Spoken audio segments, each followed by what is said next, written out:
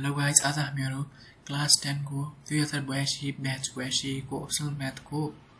क्वेसन्सहरू प्र्याक्टिस गर्नेछौँ, जो खास गरी एसई को ग्रुप ए मा आउने नै छ।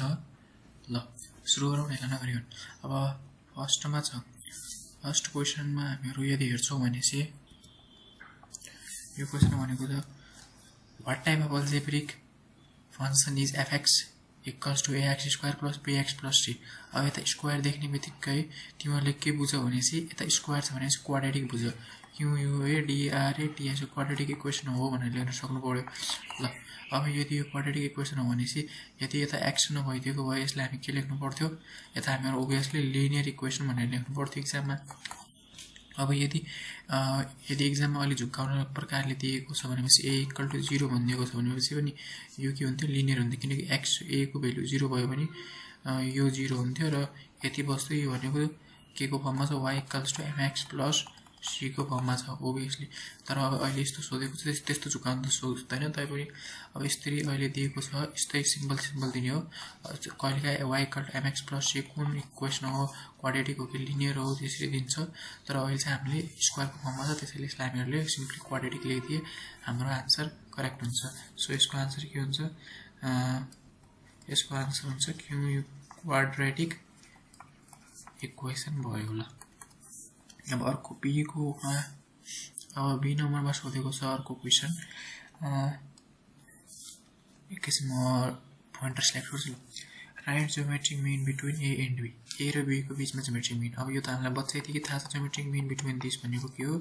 यो हाम्रो फर्मुला नै भइहाल्यो, सिधै फर्मुला लेख्दै यसको आन्सर आयो।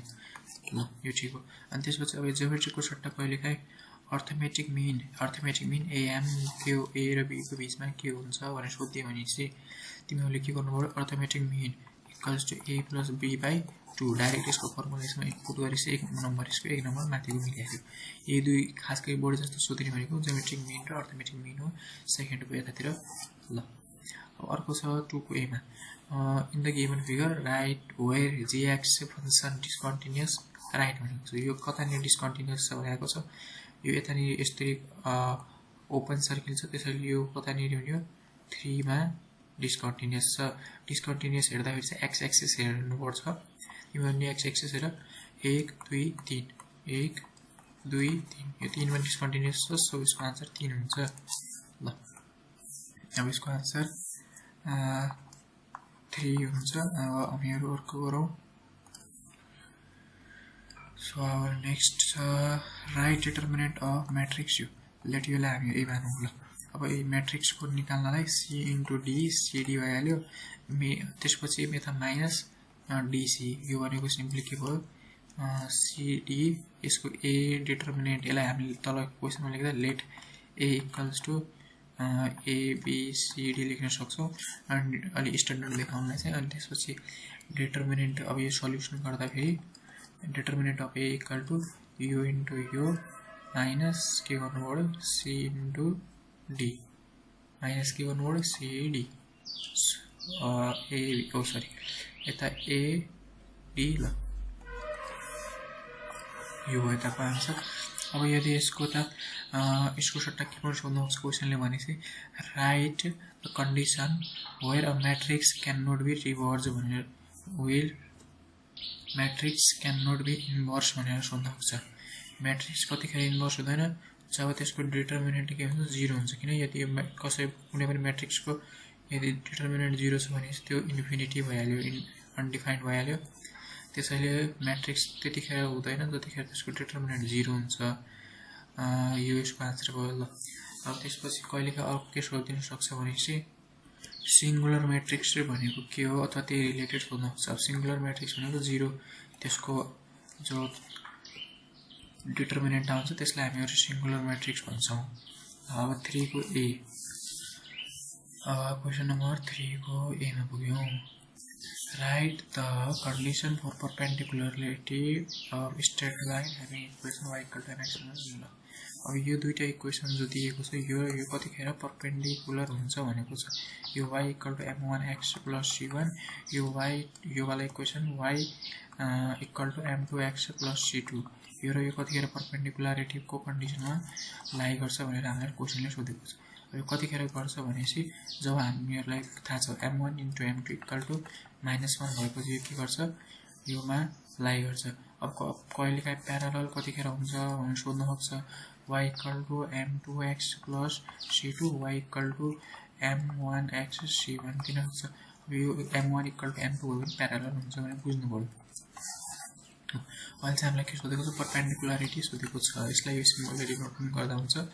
अनि त्यसपछि परपेन्डिकुलरिटीको लागि हामीले भर्खर के पढ्यौं m1 * m2 = -1 हुनु पर्यो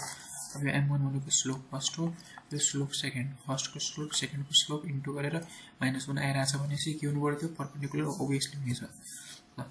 अब नेक्स्ट क्वेशन छ हाम्रो right geometric which geometric figure will form when plane intersect a plane intersect कोण ल अब यसमा के भनेको छ कति बेला के हुन्छ भनेछ प्लेनले यदि प्यारालल बेसलाई कोणको प्यारालल बेसलाई इन्टरसेक्ट गरेको छ भने कुन ज्योमेट्रिक फिगर हुन्छ भनेर सोधेको छ अब फिगर देखि बताउन खोज्छु म एकछिन है ल यो के छ बेस ट्रायंगल छ त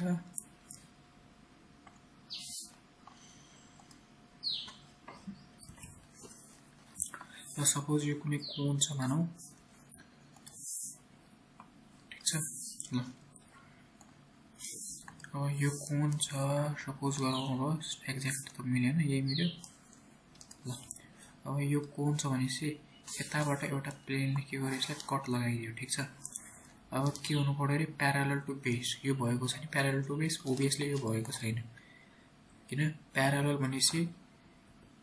यो जति यो यस्तो छ यस्तो सर्कुलर छ यो र यो इक्वल यो 0 डिग्रीमा छ भने यो पनि 0 डिग्रीमै हुनु पर्यो यो 90 डिग्रीमा छ भने यो पनि 90 डिग्रीमै हुनु पर्यो तब मात्र के हुन्छन् दुवै प्यारालल हुन्छन् ल यति बुझियो अब बुझियो भनेपछि ल अब अगाडि बढौं अब यदि यो यसरी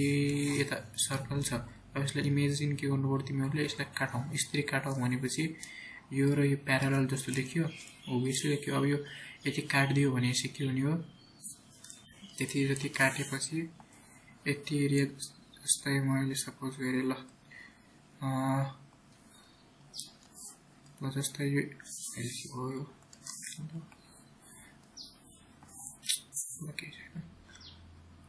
ल यति जति हामीले काटेको एरिया छ अब यदि यो काटेको एरियालाई हामीले सेपरेट गर्यो भने टुक्रिदा फेरि यो कस्तो हुने यस्तो टाइपको देखिने हो के बन्यो यो सेम बनेको छ सर्कल जस्तै तलको बेस सर्कल हुन्छ अब यो काटेपछि पनि सर्कल जस्तै हुने भनेपछि यसको आन्सर हामीले सर्कल लेख्दा यसमा पनि 1 नम्बर मिल्यो अब कहिलेकाहीँ प्यारालल टु जेनेरेटर भनेर सोध्न सक्छ अब जेनेरेटर भनेको के हो भनेपछि यो जो दुईटा कोण छ यसको यो जो लाइन छ यसलाई यो लाइनलाई यदि हामीले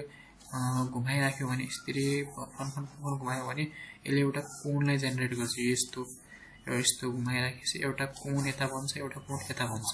ठीक छ नि अब यो कोण बन्छ भनेपछि प्यारालल टु जेनेरेटर छ भनेपछि के हुन्छ P4 प्यारालल to generator P4 parabola सिधै तिमीहरुले के लेख्नु पर्यो प्याराबोला लेख्नु पर्यो प्याराबोला यो ओभियसली करेक्ट हुन्छ कहिलेकाहीँ प्याराबोला सोध्छ एक्जाममा कहिलेकाहीँ तिमीहरुलाई सर्कल लेख्नु पर्ने आन्सर सोध्न सक्छ क्वेशन सोध्न सक्छ यिन दुई मध्ये बढी जस्तै दुवै नै रिपिटेड छ त्यसैले मैले यो तिमीहरुलाई याद गराएँ भन्न बुझाइदिए ल सो यसको आन्सर चाहिँ फाइनलाइजमा आन्सर के हुने भयो सर्कल ल अब क्वेशन नम्बर 4 को यस्तो फर्मुलाजको मैले बुझाउन खोजेको नि लामो जाने भिडियो त्यसैले मैले यसमा डाइरेक्ट फर्मुला मात्र लेख्न उचित सम्झे अब तिमीहरुलाई यदि अलि एक्सप्लेन चाहिएको छ भनेपछि कमेन्ट गर्न सक्छौ अनि नत्र मैले भिडियो हालिसकेको हुन सायद त्यहाँबाट हेरौ ल अब express cos 2a in term of cos a को टर्ममा बदल भनेर सोधेको भनेको छ अब cos a भनेको चाहिँ तिमीहरु cos square a - sin square a लेख्दै यो नलेख्नु होला यो गलत हुन्छ किनकि cos a मात्र भनेको छ सो अब cos a मा ल्याउने फर्मुला के थियो हाम्रो 2 cos स्क्वायर a - 1 थियो फर्मुला यो यसको आन्सर भइहाल्यो ल अब अर्को क्वेशनमा के छ express sin c - sin d in form of product of भनेको चाहिँ प्रोडक्ट अफ sin र कोसाइन भनेको छ ल ठीक छ sin c minus sin d equals to 2 cos c plus d by 2 into cos c minus d by 2 ल यो यदि तिमीहरूले यस्तो लेख्यो भने यो गलत हुन सक्छ नि यता हुन्छ यता साइन हुन्छ यो तिमीहरूले ध्यान दिनुपर्ने कुरा हो एक्जाममा यसरी नलेख्नु ल अब हाम्रो 5 को ए मा right formula for finding angle between a vector र बी भेक्टर को बीचमा फर्मुला एंगल फाइन्ड आउट गर्ने फर्मुला सोधेको छ अब हामीलाई पछिदेखि थाहा छ यसको फर्मुला के हुन्छ cos θ equals to a vector into b vector by magnitude of a vector b vector हुन्छ भन्ने थाहा छ अब यसलाई हामी over formula for angle between यो भनेको छ a vector र b vector एंगल बिट्विन भनेको छ भने यति लेखिदिँदा भइहाल्छ यो पनि करेक्ट हुन्छ तिमीहरुको यताबाट पनि तिमीहरुको 1 नम्बर आयो काहीँ नभए पनि 10 नम्बर जति तिमीहरुको पक्का हुन्छ अब right formula for finding angle यो भनेको छ ल अब कहिलेकाहीँ यसमा a भेक्टर र b भेक्टर को म्याग्निट्युड मात्र सोधेको छ भनेपछि यो यता मल्टिप्लाइमा जाने हो यो cos θ यता डिभाइडमा जाने हो त्यसैले लेखिदिँदा हुन्छ तिमीहरुको करेक्ट हुन्छ त्यबाट 1 नम्बर फेरि अझ आइहाल्यो यदि कहिलेकाहीँ अलग टाइपमा सोधेको छ भने त्यहीबाट on inversion transformation if an object lies outside the circle then in which region of circle image lies right it अब यो सर्कल छ यो सर्कल को के भनेको छ इन्भर्जन यो सर्कल छ in inversion transformation if an object lies outside if an object यता object यता छ lies outside of the circle then in which region of circle image lies अब यदि यो ऑब्जेक्ट बाहिर छ भनेपछि इमेज भित्र भन्छ यति तिमीहरु याद गर्नु यता ऑब्जेक्ट छ भने इमेज भित्र भन्छ इमेज ऑब्जेक्ट भित्र छ भने इमेज बाहिर भन्छ यसरी तिमीहरु याद गर्नु यस्तै बेला कि त इनसाइड कि त आउटसाइड इमेज कहाँ फर्म हुन्छ भने त्यसरी चाहिँ मोस्ट डिस्ट्रिब्युटेड हो यो 100% आउने 100 भन्दा नि 100 त धेरै हो ल 90% यो आउने केस बढी हुन्छ यदि तिमीहरुले होल इयर मस्ती गर्नुमै बिताएको छौ भने यो चाहिँ तिमीहरुलाई इम्पोर्टेन्ट हो त्यसैले यो चाहिँ तिमीहरुको हुन्छ यता के भनेको छ अझै एकचोटि हेरौं in inversion transformation if an object lies outside outside भनेपछि यता सिधै इनसाइड भयो त्यो आउटसाइड छ भने इनसाइड अफ सर्कल आउटसाइड छ भनेपछि इनसाइड अफ सर्कल के इन्भर्जन ट्रान्सफर्मेसन यस्तो टाइपमा छ भने सिधै इनसाइड या आउटसाइड लेख्दिनु होला ल नेक्स्ट छैन त्यो आजको लागि ल ठीक छ हाम्रो च्यानल सब्स्क्राइब गरेर अहिलेसम्म गरेको छैन भने सब्स्क्राइब गर र कुनै नराम्रो के लागेमा कमेन्ट गर्न सक्छौ आजको लागि यति नै धन्यवाद अर्को भिडियोमा मिलौँला